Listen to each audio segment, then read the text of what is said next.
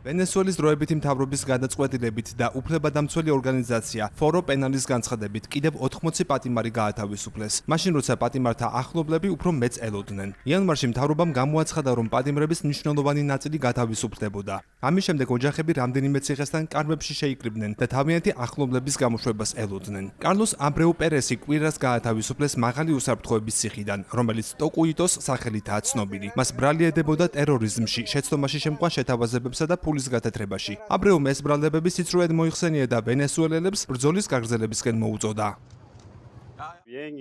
ყველაფერი კარგად არის. ხოლ სასამართლოში უნდა მივიდე და ვნახო, რას მეტყვიან იქ. გასული წლის მაისში დამაკავეს რაღაც აბსურდული ბრალით. ეს ყველაფერი სიცრუეა, სხვა ვერაფერს ვიტყვი. ამის მიუხედავად ვენესუელისთვის ბრძოლა უნდა გავაგრძელოთ. ახლა ესაა მთავარი.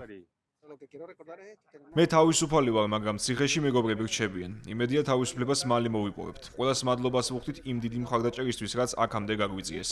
მარტო არ ვიყავით, ყველა ადამიანის ლოცვას ვგრძნობდით. ჩვენი სამშობლოსთვის ვიბრძოდით და ახლაც ასე გავაგრძელებთ. ჩვენი ქვეყნისთვის საუკეთესოს ვიმედოვნებთ.